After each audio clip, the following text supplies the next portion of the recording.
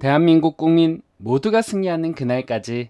안녕하십니까, 알뜰맨입니다. 다우는 1.37% 상승, S&P 500은 2.62% 상승, 나스닥은 4.06% 상승, 원달러 환율은 1306.35원으로 마이너스 0.38% 하락, 빅스 지수는 5.87% 하락, MSCI 코리아 ETF 지수는 2.05% 상승, 2년물 국채금리는 마이너스 2.08% 하락, 10년물 국채금리는 마이너스 0.27% 하락, 30년물 국채금리는 1.8% 상승을 했습니다. 특징적인 주식들은 다음과 같습니다.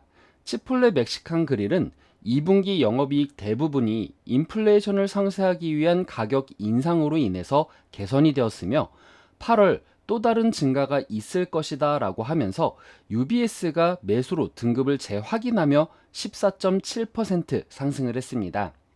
알파벳은 예상치보다 낮은 실적을 발표했지만 검색 엔진 부분의 매출이 강력한 수준을 보이면서 우려했던 것보다는 좋았다라는 평으로 주가가 7.7% 상승을 했습니다. 마이크로소프트 역시 예상치보다 낮은 실적을 발표했지만 향후 1년 동안의 장밋빛 수입 전망을 발표한다라고 하면서 6.7% 상승을 했습니다. 엔페이즈 에너지는 최근 분기에 강력한 결과를 게시한 후에 태양광 장비 주식이 거의 상승을 했는데요.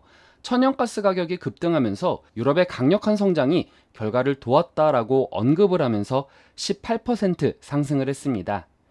페이팔은 엘롯 매니지먼트 회사가 지분을 인수했다라는 월스트리트 보고서에 힘을 입어서 12.2% 상승을 했습니다. 힐튼은 매출과 주당 순이익이 예상치를 상회하면서 객실당 매출이 전년 동기 대비해서 54% 증가를 하며 호텔 체인도 연간 수익 가이던스를 상향 조정을 했다라고 하면서 7.5% 상승을 했습니다. 오늘 시장의 가장 큰 이슈는 바로 연준의 금리 인상 부분이었는데요. 연준은 인플레이션을 막기 위해 75bp 금리 인상을 하면서 예상치에 부합한 숫자로 주식시장이 안도감을 찾았습니다. 또한 가장 중요한 9월 회의에 대한 언급으로는 역시 75bp로 이례적인 큰 폭의 인상이 될 수는 있지만 지금부터 그때까지 우리가 얻게 될 지표에 달렸다라고 하면서 구체적인 가이던스는 제공하지 않겠다라고 말을 했습니다. 앞으로 나올 두 달간의 지표를 보고 인상폭이 달라질 수 있다라는 가능성을 열어두었습니다. 또한 시장은 파월 의장이 미국 경제가 고용 상황 등을 고려했었을 때 침체되어 있지 않다라고 강조한 점도 상승의 포인트가 되었습니다. 파월 의장은 경제의 많은 부분이 너무나 잘하고 있다라고 말을 했습니다. 블랙락의 아이쉐어 투자 전략 책임자 차우두리는 이것이 주식시장에 약간의 안도감을 주는 이유는 연준의 정책에 따라 경제 성장에 영향을 미칠 수 있다는 점을 인식하고 있기 때문이다라고 말을 했는데요. 성장이 인플레이션과 맞교환 상대라는 것, 그리고 그러한 인식은 이전에 우리가 듣지 못했던 것이다 라고 말을 했습니다. 빌 라일리 웰스 매니지먼트의 아트 호건 수석시장 전략가는 월가가 3분기에서 4분기까지 기준금리가 적어도 이전보다는 덜 공격적일 것이다 라고 예상한다라고 말을 했습니다. 바로 내일 목요일에는 GDP 수치가 발표가 되는데요. 경기 침체 우려가 되면서 2분기 연속 마이너스 GDP 수치를 발표할 것으로 예상하고 있습니다. 9월물 서부 텍사스산 원유 WTI 가격은 전장보다 2.28달러 오른 배럴당 97.26달러, 2.4% 상승 마감을 했습니다. 미국의 원유 재고가 예상치보다 많이 줄었다라는 소식에 유가는 상승을 했는데요. 케이플러 매스 스미스 원유 담당 애널리스트는 경제활동의 하락에도 수입이 감소가 되고 수출 증가로 원유 재고가 크게 줄었다라고 하면서 특히 전략 비축유가 560만 배럴 방출되었음에도 이 같은 결과가 나왔다라고 말을 했습니다. 휘발유와 정제유 재고가 모두 줄어들어서 유가를 지지하고 있다라며 이는 지난주 두 부분의 내재 수요가 모두 증가했기 때문이다라고 설명을 했는데요. 또 연준의 금리 결정 이후에 달러화 가치가 하락하면서 유가의 오름폭이 더 확대되었습니다. 금일 국내 시장은 연준의 불확실성 해소를 시키려는 금리 상승으로 상승 출발이 예상이 됩니다.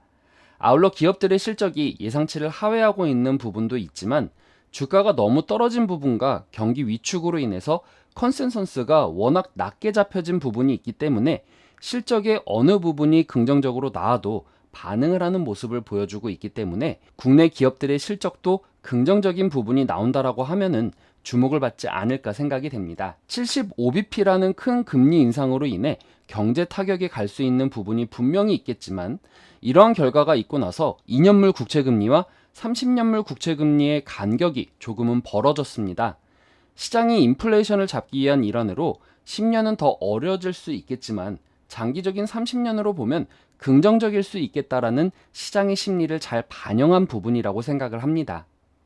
또 앞으로 나올 CPI나 다른 경제 지표들도 8월과 9월에 나름 긍정적인 수치로 나올 것으로 기대하고 있기 때문에 연준에서도 공격적인 금리 인상을 하지는 않을 것이다라는 전망도 나오고 있습니다. 시장은 오늘 이러한 부분을 잘 반영했다라고 생각을 합니다. 하지만 개인적인 뷰는 크게 바뀌지 않았습니다. 시장은 여전히 경기 침체에 대한 우려를 안고 있으며 기업들의 실적이 위태로울 수 있다라는 점에서 시장의 하방을 잡고 있지만 이제 떨어질 대로 떨어졌다라는 부분과 인플레이션이 이제는 조금씩 잡혀가고 있다라는 부분, 그리고 금리 인상폭이 줄어들 수 있다라는 부분에 있어서 시장의 상방을 잡고 있기 때문에 저는 올해 말까지 시장은 어느 한 방향을 보기보다는 박스권 안에서 움직이는 모습을 보일 것이라고 생각을 하고, 금리 인상폭이 현저히 낮아지는 내년 3월이 긍정적인 시장이 되지 않을까 생각이 됩니다. 어느 때와 마찬가지로 앞으로의 지표들이 더 중요하게 작용될 것이며 또 파월 의장 말고 다른 의원들의 발언도 주목이 되는 부분이기 때문에 해당 사항들을 잘 체크하시면서 투자하셨으면 좋겠습니다. 언제나 성투하시고요. 오늘 내용 괜찮았다 생각되시는 분들은 하단의 구독과 좋아요, 알람 설정을 눌러주시면 제가 영상을 만드는데 큰 힘이 될 것 같습니다. 오늘도 시청해주셔서 감사합니다.